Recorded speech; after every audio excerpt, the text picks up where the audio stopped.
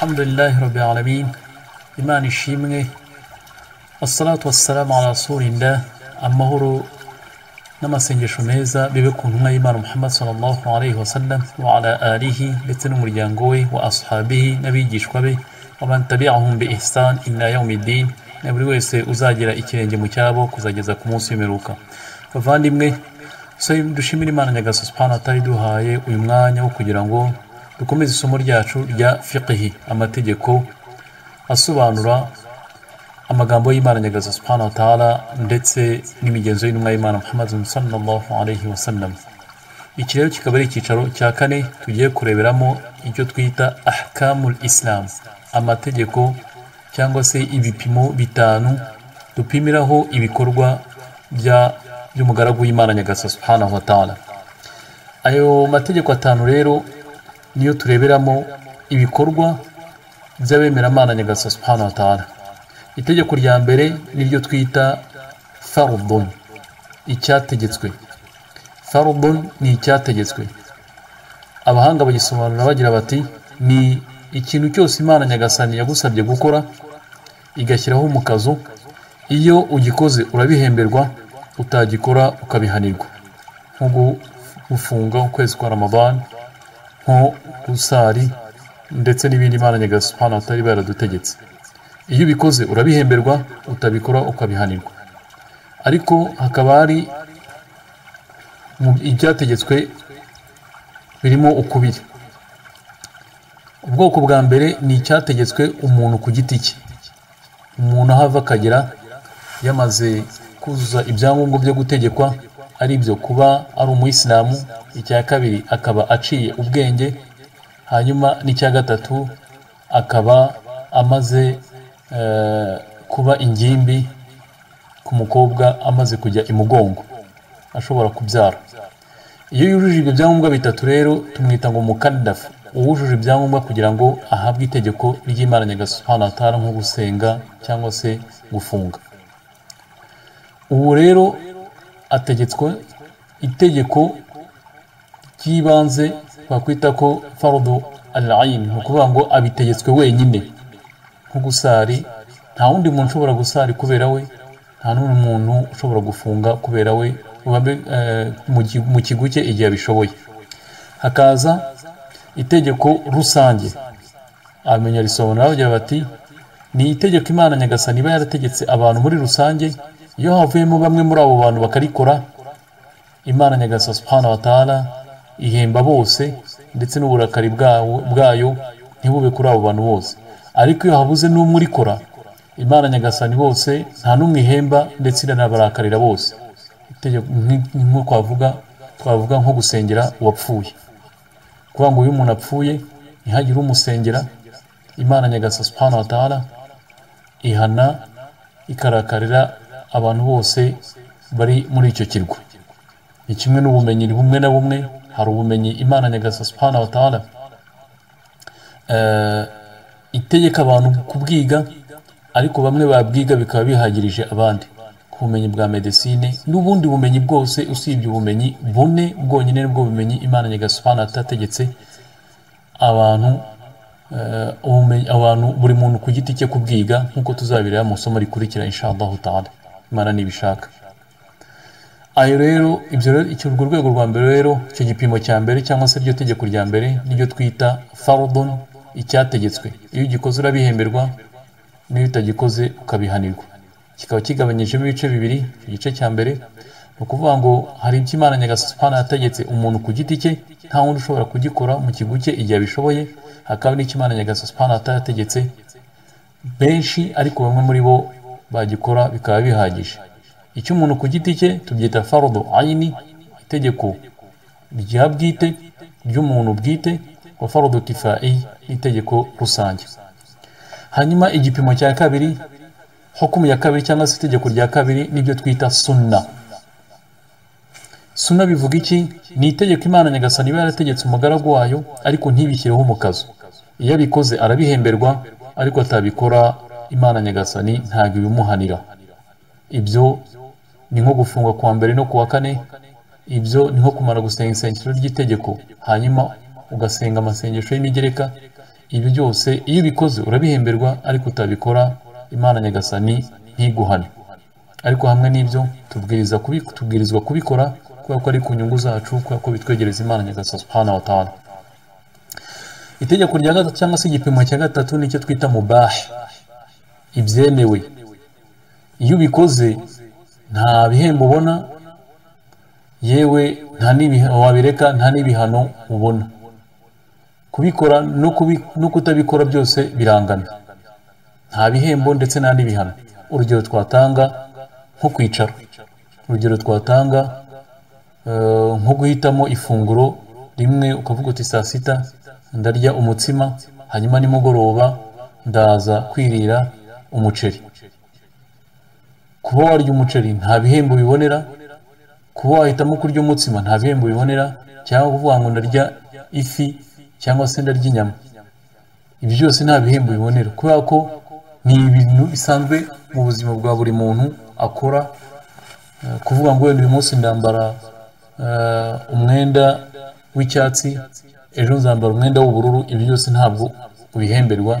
Wawureka w'umutuku, w'icyatsi cyangwa w'ubururu ntabwo ubihemberwa, wawambara nta nubwo ubihanirwa. Ibyo ni byo twita mubah, ni nabyo byinshi bihura dusanga mu buzima bwacu bwa buri munsi. Itegeko rya kane ni ibyo twita makruhu. Nicyo kuvuga ngo icyaziririjwe ariko kidashyizweho umukazo. Makruhu, icyaziririjwe kidashyizweho umukazo. N'amategeko bagisobanura bavuga bati ni iki Imana nyagasani iba yarabujije umuntu kugikora, ariko iyo gikoze ntabwo abihanirwa, yakireka akabihemberwa.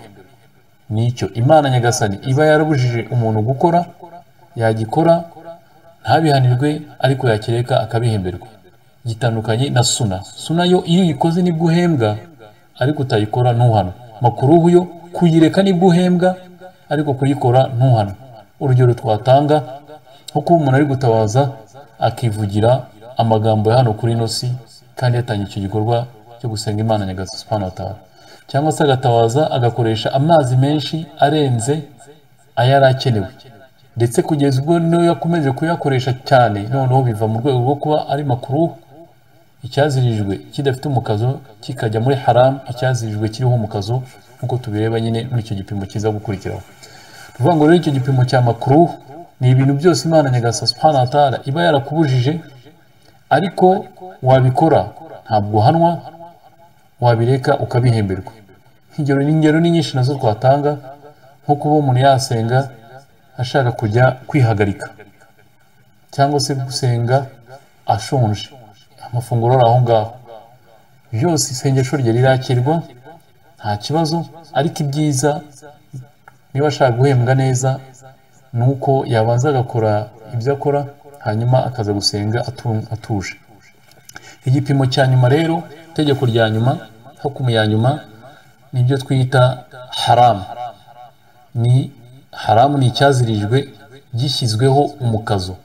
Abahanga bayisobanura bagira bati rero ni icyo Imana nyagasani subhanahu wa ta'ala yabujije ndetse igashyiraho umukazo. Ugikoze arabihanirwa, ariko utagikoze akabihemberwa, nko kunywa inzoga, kunywa itabi, kubeshya, kwica n'ibindi nk'ibyo ngibyo. Iyo ubikoze urabihanirwa, wabireka ukabihemberwa. Ibyo rero ni ayo mategeko nyine areba, nibyo bipimo dupimiraho ibikorwa bya mwene Adamu, umugaragu w'Imana nyagasani subhanahu wa ta'ala. Buri gikorwa icyo ari cyo cyose ugomba kuba, twebwe tuba dufite uburyo tugipimiraho.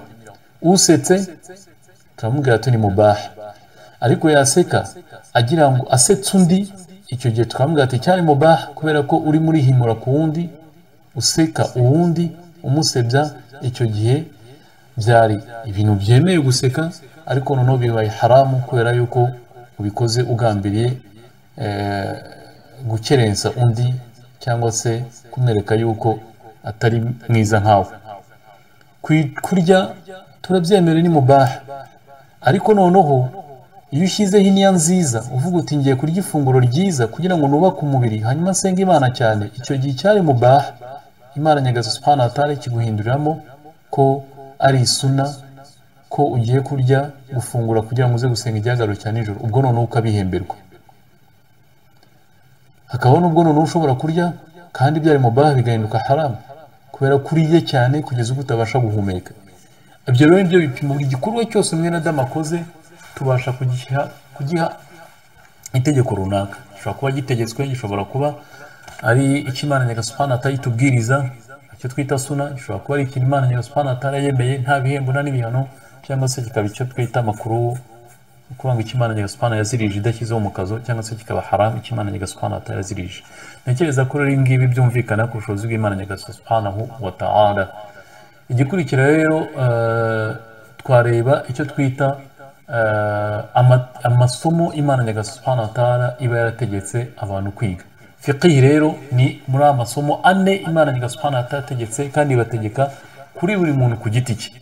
Ni ukuvuga ngo rero buri muyisilamu wese aho ava akagera, yaba ari umushehe, yaba ari umunyeshuri, yaba ari umusaza, yaba ari umwana, buri wese agomba kwiga ayo masomo ane.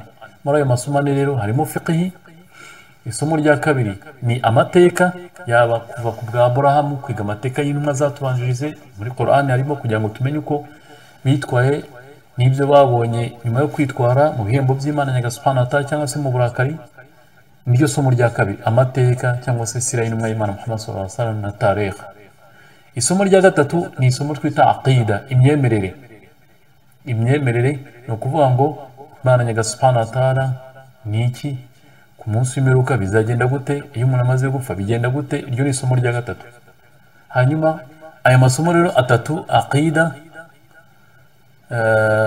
fiqh na sira, ntushobora kuyarangiza utarebye nanone irindi somo ry'ingenzi cyane, ibyo twita amasomo ajyanye na Qur'an, ibyo twita ulumul Qur'an cyangwa se tafsir, gusobanura ijambo ry'Imana Nyagasani wa ta'ala ayo Qur'an. Kuvuga ngo ari amasomo yose ajyana no gusobanura amagambo y'Imana Nyagasani wa ta'ala niyo twita ko ari tafsir cyangwa se gusobanura Qur'an ntagatifu.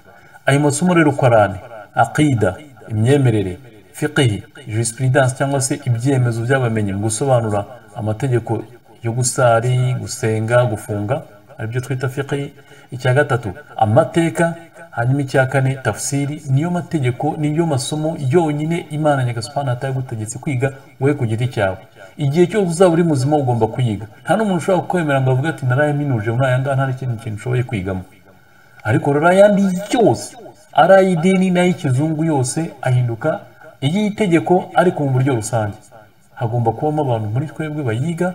Iyo bamwe bayize biba biduhagirije, ariko hatabayemo abantu bayiga, icyo gihe uburakari bw'Imana Nyagasani tubaho twese.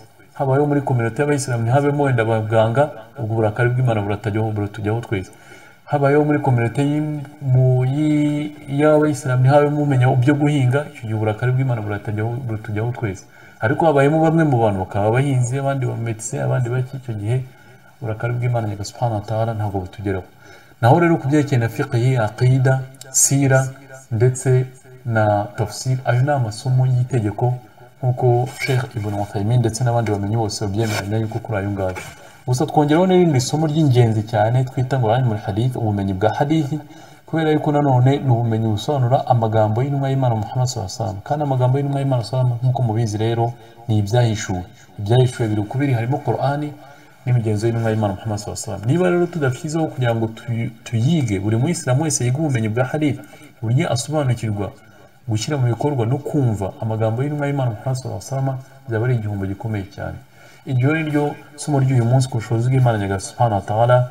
Hanyuma rizakurikirwa n'icyicaro cya gatanu, aricyo tuzatangira kureberamo aqsamul miyah, amoko y'amazi dukoresha twisukura. Imana Nyagasani wa ta'ala tusaba yuko yatwakirira ibikorwa byacu byiza, ndetse ikatwakira n'igisibo cyiza, ndetse ikaduha ubuzima bwiza buzatuma tuyisenga tukayigaragira, ndetse tukazatabaruka turi mu bakiranutsi. Wassalamu alaikum warahmatullahi wabarakatuh.